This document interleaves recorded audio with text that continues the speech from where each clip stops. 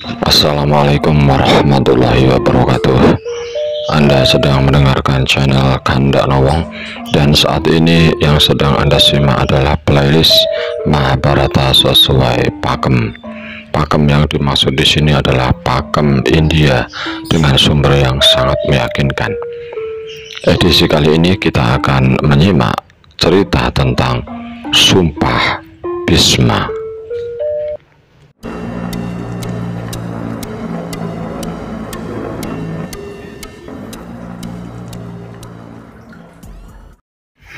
Dengan riang hati raja menyambut dan membawa sang putra ke istana. Anak yang dikelilingi aura keagungan dan kemudaan ini dinobatkan menjadi putra mahkota. 4 tahun berlalu. Suatu hari raja berjalan-jalan di pinggiran sungai Yamuna. Tiba-tiba udara menyebarkan keharuman yang luar biasa. Raja mencari sumber keharuman. Ternyata sumbernya berasal dari seorang gadis yang jelita, secantik bidadari kayangan. Berkat kebaikan hati seorang resi, keharuman yang sedemikian luar biasa akan selalu menguat dari tubuh gadis itu. Dan sekarang seluruh hutan menjadi harum karena kehadiran gadis tersebut. Sepeninggal Dewi Gangga, Raja Sentanu selalu berusaha menahan hasrat dan hawa nafsu. Tetapi kecantikan gadis itu membuatnya hilang kendali dan terbawa gairah asmara yang meluap-luap. Raja Sentanu meminang gadis itu untuk menjadi permaisurinya. Berkatalah gadis jelita itu, "Paduka Raja, namaku Setyawati. Aku seorang penangkap ikan. Ayahku kepala nelayan di daerah ini. Silakan Paduka membicarakan permintaanmu dengan ayah. Semoga dia menerima pinanganmu." Suaranya seelok tubuhnya. Ayah gadis itu memang cerdik. Katanya, "Daulat tuanku, memang sudah saatnya putri hamba menikah dengan seorang lelaki seperti gadis-gadis lain. Paduka boleh meminangnya. Namun demikian, sebelum hamba, mohon Paduka mau berjanji di hadapan hamba." Kata Raja Sentanu, "Apapun syarat yang Anda ajukan akan aku penuhi." Kepala nelayan itu memohon, "Jika anak hamba melahirkan anak laki-laki, Paduka harus menobatkannya menjadi putra mahkota." Meskipun sedang dimabuk asmara pada Setyawati, Raja Sentanu tidak dapat menyanggupi persyaratan ayah Setyawati. Ia sadar syarat itu akan berarti menyingkirkan Dewa Brata, putra Dewi Gangga yang seelok dewa, dari posisi putra mahkota. Harga yang terlalu memalukan untuk ditanggung. Oleh karena itu, ia kembali ke istana Hastinapura. Perasaannya campur aduk tidak karuan.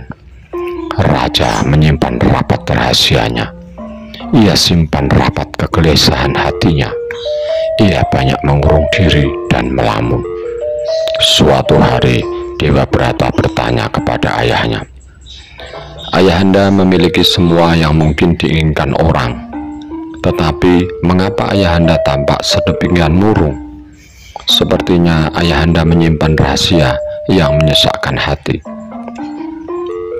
Prabu Sentanu menjawab, "Anakku, apa yang kau katakan benar.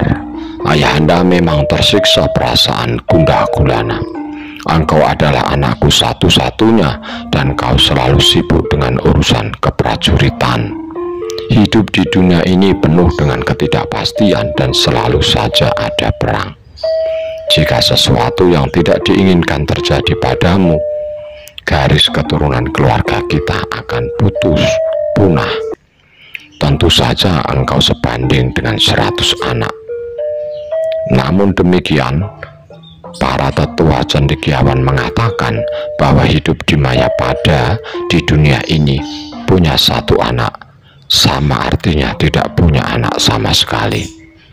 Sungguh sayang, kelangsungan keluarga kita tergantung pada seorang anak saja. Sebenarnya ayahanda memikirkan kelangsungan garis keturunan keluarga kita. Inilah yang menyebabkan ayah berduka. Sang ayah berusaha menutupi apa yang sebenarnya terjadi. Ia merasa malu pada anaknya. Dewa Brata yakin pasti ada alasan rahasia yang mengganggu ketenangan hati ayahnya. Kemudian ia bertanya kepada sais kereta ayahnya. Barulah ia tahu tentang pertemuan sang ayah dengan seorang gadis penangkap ikan di pinggiran Sungai Yamuna.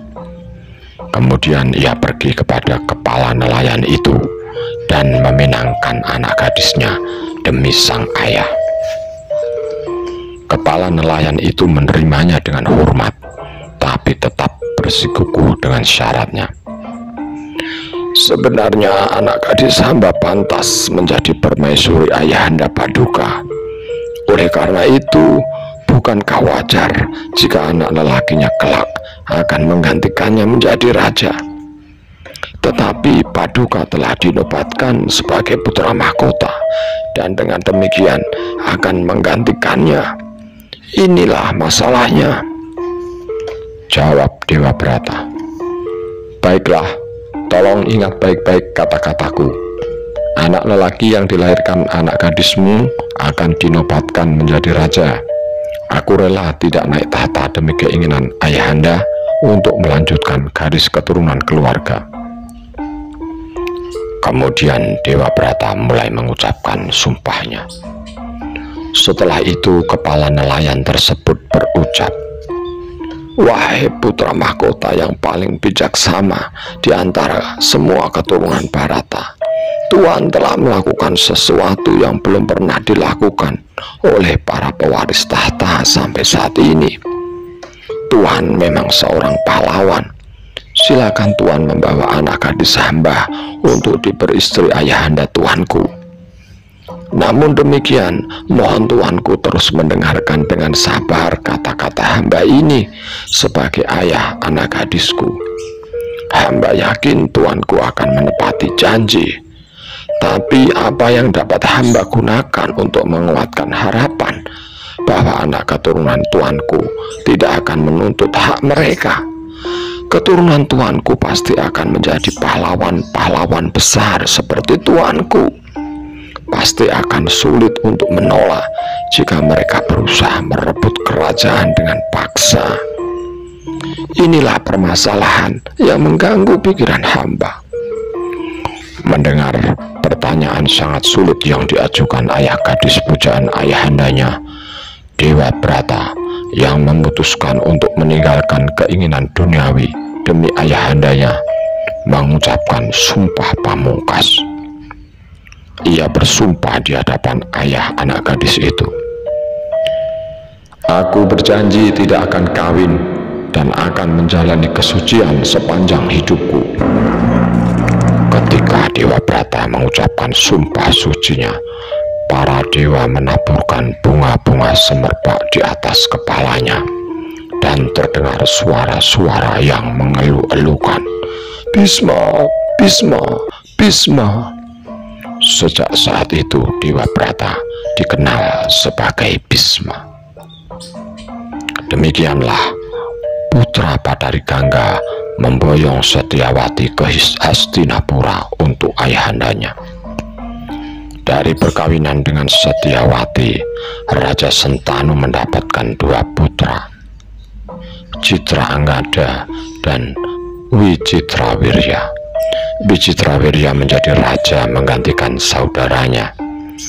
Wicitrawirya mempunyai dua anak, Destarata dan Pandu, dari kedua permaisuri Ambika dan Ambalika. Anak Destarata yang berjumlah 100 dikenal sebagai Kurawa. Pandu mempunyai 5 anak yang dikenal sebagai Pandawa. Bisma menjalani kehidupan yang panjang. Ia dihormati sebagai sesepuh keluarga sampai perang besar di medan Kurusetra.